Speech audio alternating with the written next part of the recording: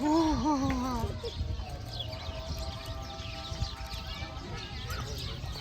как не стоять.